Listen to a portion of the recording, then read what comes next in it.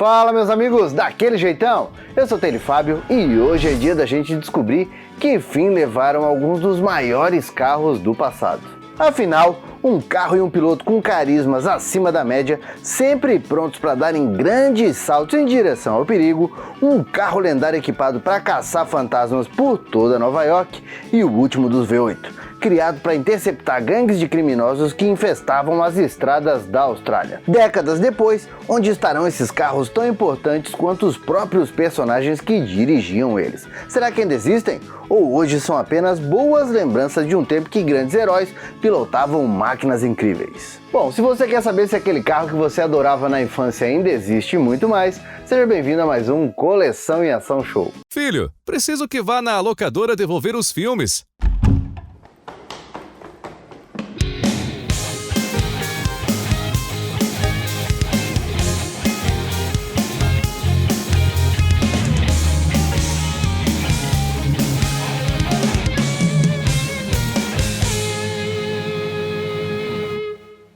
Olha, e se você viveu os anos 80, deve ter assistido pelo menos uma vez algum dos 90 episódios da série Knight Rider, conhecida como Super Máquina aqui no Brasil. A Super Máquina. Um voo de sombras ao mundo perigoso de um homem que não existe.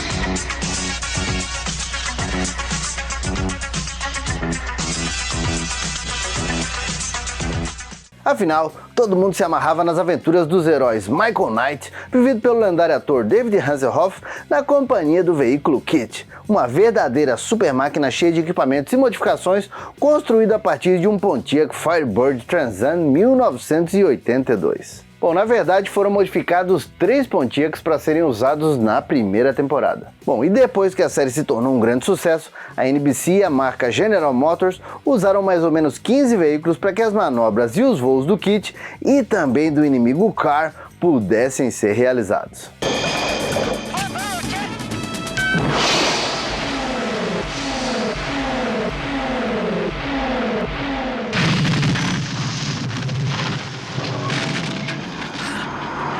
Bom, desse total, somente 5 carros sobreviveram às manobras dos dublês e chegaram inteiros ao final da 4ª e última temporada. Um deles, inclusive, foi exposto por um bom tempo na Universal Studios da Flórida e o outro teve o mesmo destino de servir como exposição, mas dessa vez no parque temático da NBC.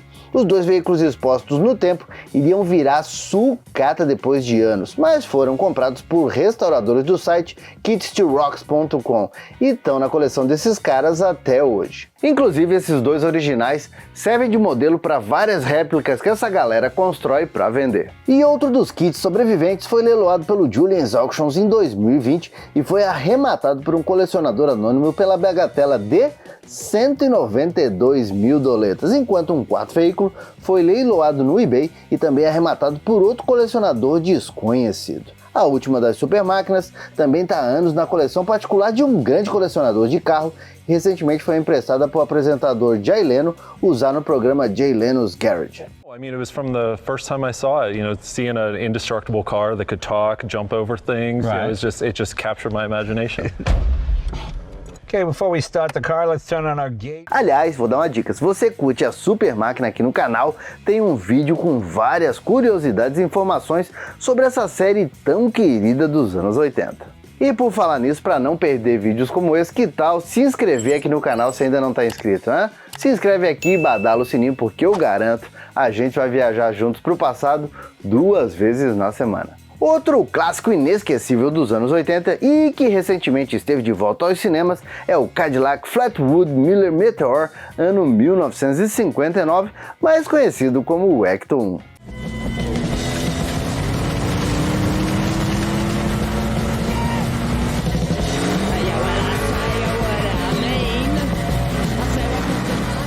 E o Ecto 1 apareceu pela primeira vez no filme dos Caça-Fantasmas, que foi lançado em 1984. De cara, a produção do filme comprou um Cadillac para ser transformado em um veículo caçador de fantasmas, enquanto um segundo Cadillac foi alugado para aparecer somente uma vez, ainda todo original, quando é comprado pelos cientistas no filme.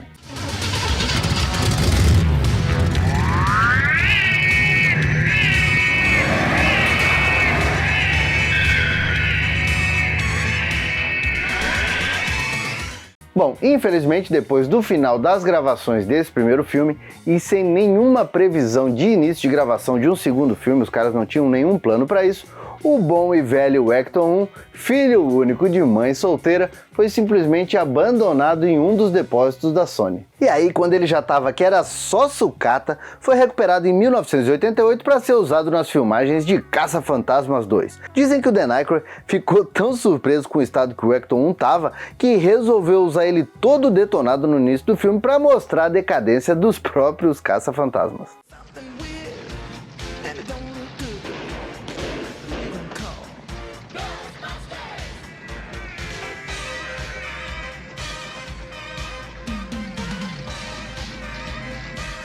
Acontece que durante as filmagens, o velho Ecto-1 quebrou de verdade em cima da ponte do Brooklyn e aí a equipe levou uma multa braba da polícia porque não tinham sinalizado o local. E aí, nesse meio tempo, a galera da Columbia Pictures comprou outro Cadillac e transformou no Ecto-1A, que foi usado no restante das filmagens, com a história que o Ecto-1 foi reformado e ganhou alguns upgrades também na história do filme.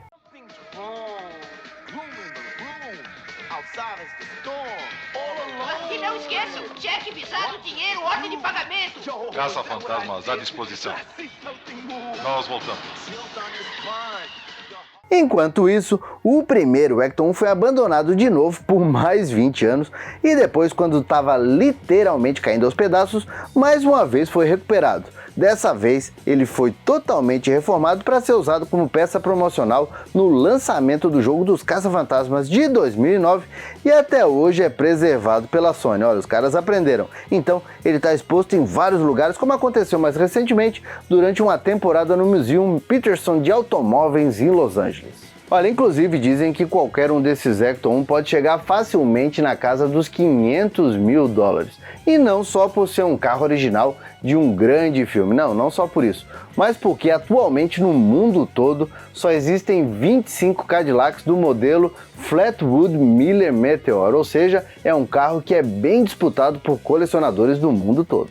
Aliás, mais 2 desses carros pertencem à Sony e foram transformados em Ecto-1 para as gravações do filme Caça-Fantasmas Mais Além. Também é curioso citar que aquele primeiro Cadillac preto original, anos depois, sabe aquele que aparece no filme que eles dizem que tem que trocar todas as peças? Pois é, anos depois ele foi realmente comprado pela Sony e finalmente transformado em um Ecto-1, sendo utilizado em turnês promocionais e mais tarde, em 2007, ele foi leiloado e arrematado por um colecionador de Illinois por 88 mil dólares. Bom, e o Ecto-1A? Onde é que ele foi parar depois das filmagens de 1989, hein? Quando Caça-Fantasmas 2 terminou a produção. Onde é que ele foi parar? Bom, seguindo a tradição, a Sony, que é dona da Columbia Pictures, simplesmente pegou o carro e jogou no tempo lá em um dos parques da Universal na Flórida. Dizem inclusive que muitos fãs foram furtando pedaços do carro com o passar do tempo e chegou ao cúmulo dele ser atingido por um carro de manutenção do parque até ser jogado como sucata em um depósito qualquer. Aí um grupo de fãs apareceu, tentou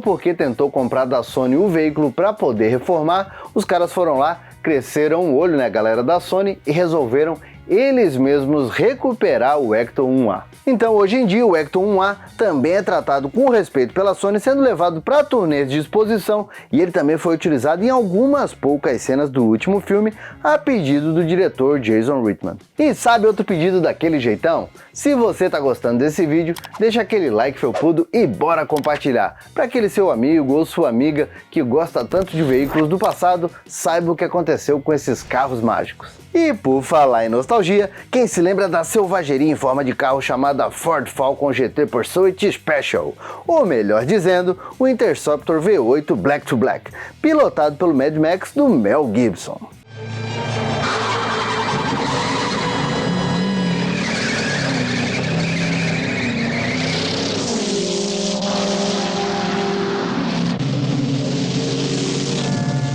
Esse carrão foi criado pelo próprio Byron Kennedy, uma das mentes por trás da franquia Mad Max, já que o saudoso produtor era um apaixonado por carros. O único problema é que o preto no preto, apelido ganho pelo carro nas filmagens, custou 35 mil dólares para ser modificado, ou seja, 10% do valor total que os dois tinham disponíveis para fazer o filme todo.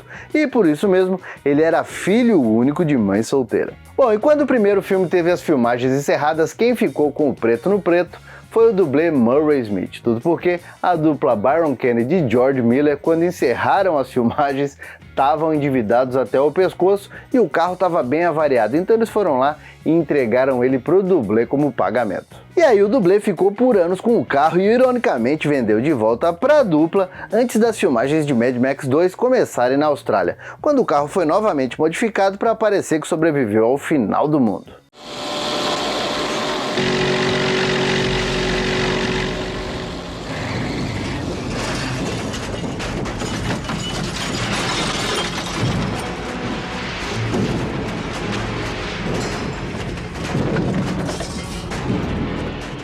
E podem ficar descansados que o Interceptor V8 que capota lá naquela cena em que o Mad Max está fugindo dos Marauders, que o carro fica totalmente destruído, era uma réplica e não o original. Então sim, o original conseguiu terminar as filmagens, mas o lendário Interceptor V8 estava novamente todo avariado e foi inexplicavelmente entregue junto com mais um monte de carros sucatas que sobraram das gravações para um tipo de ferro velho em Adelaide. Bom, e o destino do nosso preto no preto parecia ser inevitável, ia virar realmente sucata se não fosse um camarada chamado Harry Warholack Jr. Um cara que também era dono de um ferro velho, só que em Detroit, nos Estados Unidos. Quando ele ficou sabendo que o preto no preto estava jogado num ferro velho lá na Austrália, ele pegou um avião, foi para lá, comprou o carro e trouxe para a terra do tio Sam. E aí o Ford Falcon GT mudou de mãos várias vezes na América do Norte antes de ser arrebatado pelo colecionador australiano Bob Fursenko, que o trouxe de volta para casa no final dos anos 80. O velho V8 passou o restante da década de 80 e início dos anos 90 em turnê pela Austrália, sendo exibido para fãs do filme.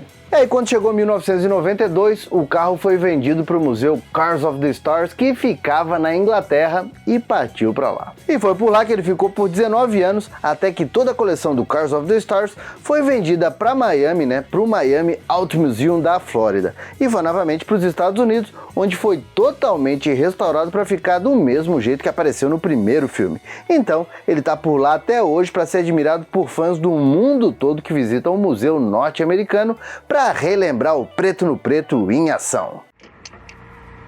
Mostra aí como é que é, Barry.